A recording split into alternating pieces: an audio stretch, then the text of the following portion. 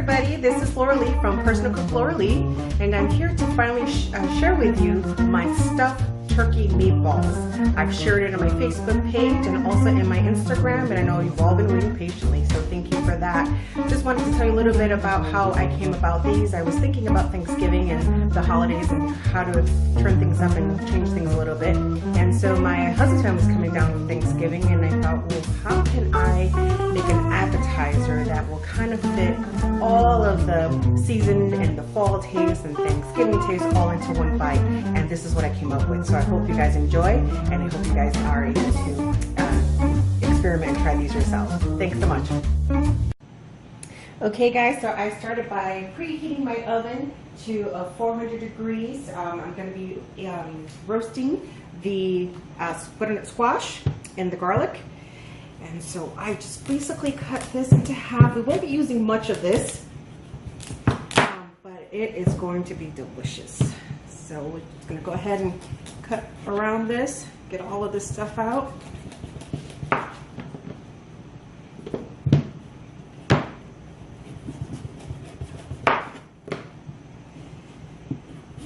And with me, with butternut squash, I never ate it as a child. I basically learned to eat this when I was an adult. Of course, like food networks, like the Food Network channel was one of the ways that I've learned about cooking squash. And actually going to my husband's family Thanksgiving was another way that I learned about squash, and I absolutely love it.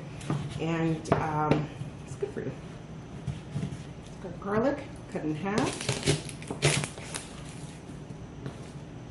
And I have a little bit more because I'm going to be using this for tonight's dinner. We're going to have short ribs. Roast some garlic as well for that. Okay, and then we're going to put them in the pan and roast them for about 25 to 30 minutes, depending on your oven. My oven gets pretty hot, and I have a conventional oven, and so it cooks fairly quickly. So all I'm doing is putting some salt and pepper. I already put some vegetable oil in here so that it will be nice and caramelized and not dry out. So season it thoroughly, and then all we're going to do is just toss it around. And this won't take long to cook because they are small pieces. Some of these are a little bit chunkier, so once they kind of cook down, you're going to just see, and hopefully once it's all mixed in, it'll get a little bit smaller. You don't, I mean, they're going to be little bite-sized meatballs, so you really don't want somebody just to chew into like a big butternut squash. This appetizer, just like some of my soup, it just feels like it's hugging my tummy. And you'll see once you put these in the oven, it's just already going to smell like Thanksgiving and the holidays. Okay? In this recipe, there is bacon. And this time I went with Hormel Black Label Maple Bacon. I think last time I just had like a regular thick cut bacon. But either one will go just as fine and delicious. And so you do want that bacon to go throughout their food. And if you don't eat bacon, don't put it in there. It's fine. You can skip out on this this ingredient. All right, so we'll go ahead and put those in the oven. Now I have the squash roasting along with the garlic and the bacon in. So now what I'm going to do is chop up my ingredients. And what I do, and I did last time, is I kind of cooked up the ingredients just a little bit. Just so they can get kind of caramelized, and then stuff them together and mix them all around. So what I did last time and this time is I just used some celery, cut some celery up very thinly.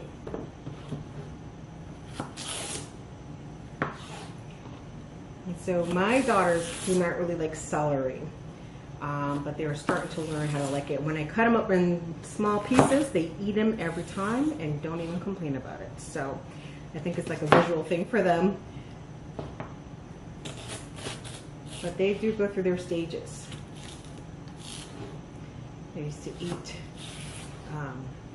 peppers just like apples, and now they won't really touch them.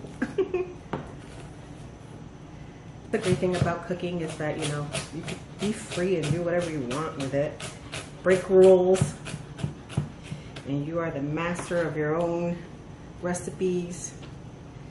And with me, it's very relaxing and calming. I don't measure. It's very rare I measure. And even when I do measure, I mess up. I have celery, I have some rosemary, and what is the holidays without any rosemary? I think it's just so delicious. It's a very woody taste, but it can definitely hold up to it being cooked in the oven, sauteed, fried, whatever and however you want to cook your rosemary. And I absolutely cannot cook without rosemary, garlic, thyme, or sage for Thanksgiving. And it's funny, growing up,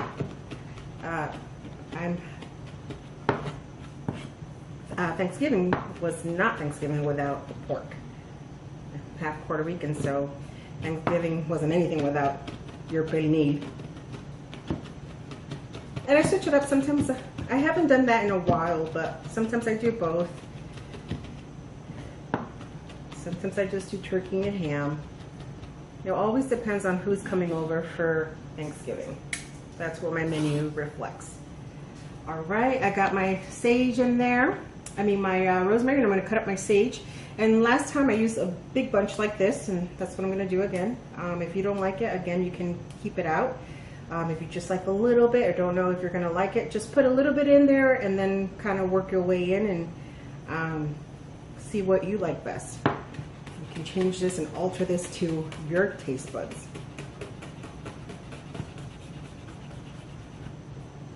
Okay. All right, I'm just going to use a half of one for now, see how that works. It's always a little piece hanging out like that.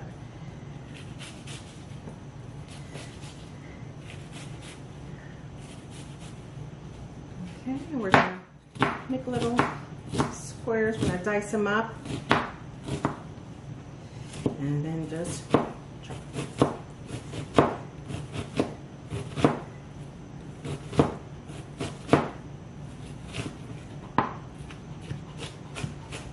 As I mentioned, I do not measure when I season my food. So I think a neat trick for someone who's starting or has never cooked or whatever level you maybe is, just go ahead and put it all in one dish and try it out. So here I started to season with salt, pepper, and garlic. And then I also have paprika. Put some of that in there. Okay, and also a tiny bit of allspice. Just a tiny bit. This definitely goes a long way. Maybe a pinch, literally. It's like almost nothing coming out of it. And also what I did last time was put in a little bit of nutmeg. All right. And then last time I did the poultry seasoning, I ran out of some, so this will work just as fine. Open this up. Okay, I'm gonna open this up this way. And just pour some. You really want to have the, again, flavors of a turkey and Thanksgiving. And so I'm gonna probably put about that much. So measure it with your eye. That's how I learned how to cook, and that's how my mom always told me, measure with your eye. So here we have some. Okay, and all I'm gonna do is put some in my hands. I took about this much, and I'm just kind of squeezing it, releasing all the natural oils and flavors, right? And that's that.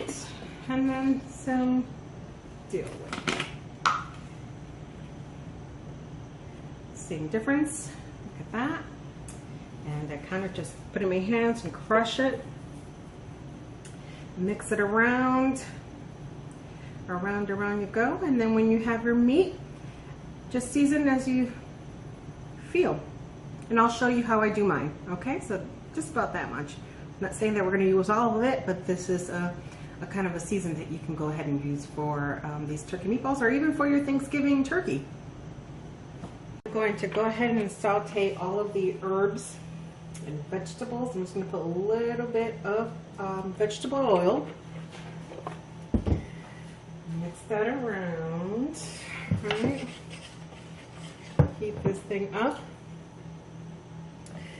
to like a medium, low, or medium, depending on your stove. I have a electrical stove, so I always kind of watch out to make sure I don't burn food. I absolutely prefer a gas stove. I used to have a gas stove when I used to live in Massachusetts, and I so miss it so much. Okay, so we have it here, and we are going to go ahead and saute this right now. This is some of the garlic from earlier, roasting it. I'm going to put this in a little bit more. We have our butternut squash, these, and mix them around. So this has been going for about 4 or 5 minutes on medium heat, and that's all you really wanted to do. All you want to do is kind of like loosen it up a little bit, let the onions kind of caramelize, and the celery, and just go ahead and mix that into your meat. Very delicious, very savory. Got your sage in here, your onions, your rosemary, and then the recipe does call for apples. I leave that at the very last minute along with the cranberries. This is the turkey that I will be using. It is from Publix, and it's ground turkey, and it is the 93% lean, 7% fat, and I'm going to use 2 of these. I want to mix some and have some extra. Go ahead and put that in all together, and scrape all of these juicy, yummy flavors.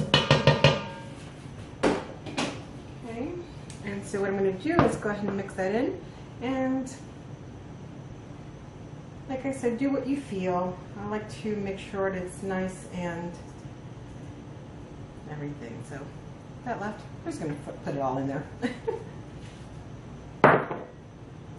And another ingredient that I use is this boar's head mustard. It is so good and delicious. I recently started using this. I just went ahead and tried it one time, and I absolutely love it. So I'm about to use about maybe 4 or 5 squirts in here. I want each and every bite of the meatballs, turkey meatballs, to have a little bit of the bacon.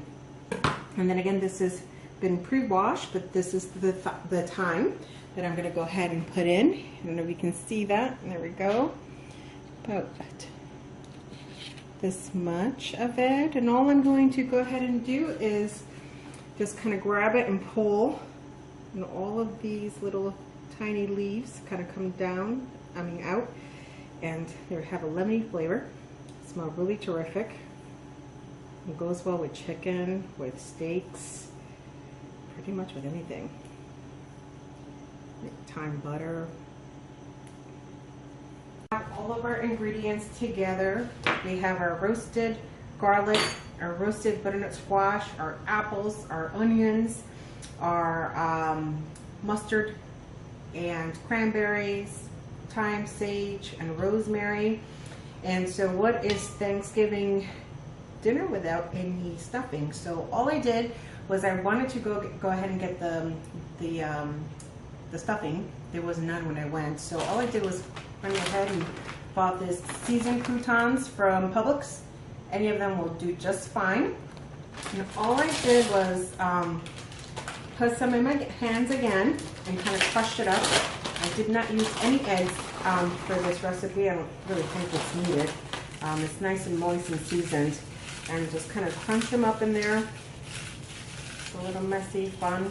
This is a fun thing to do with the kiddos if you have little ones at home. They can certainly be a helping hand here. And maybe about one more handful. I'll just go ahead and crush them in there. So, you know, it's not a lot of bread, it's just a little bit just to kind of give you that stuffing flavor.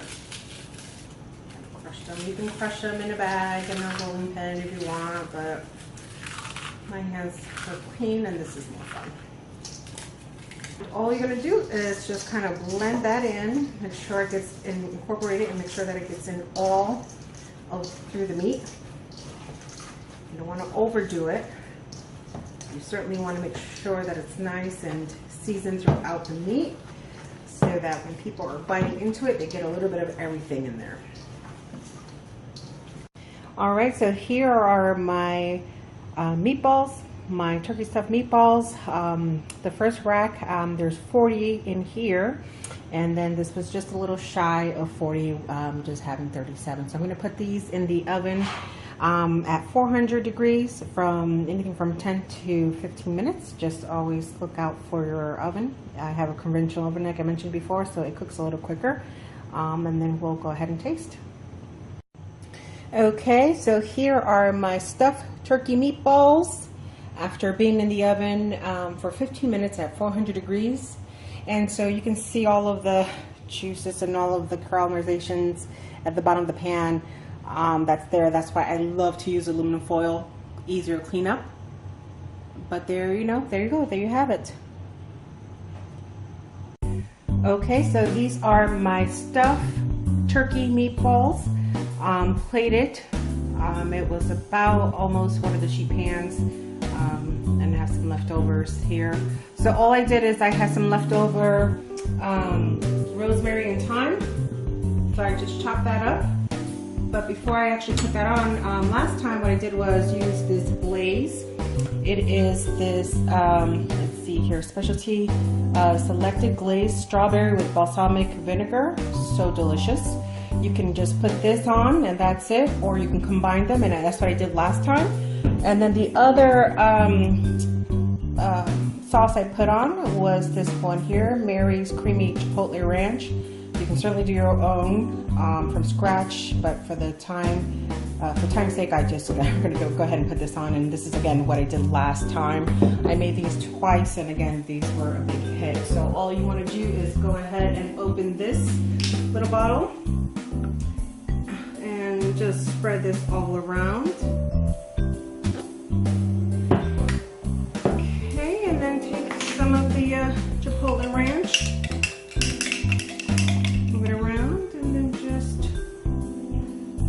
It as well, all over. Nothing needs to be perfect, just put some on so everyone can get a taste. And if you know you're serving this for the first time and you really don't know what your guests like, then what you can do is just put it on a side, so they can pour in their own sauce, and then you kind of just sprinkle over it. I'm going to try one that has a little bit of both. So I'm going to go ahead and try this one right here.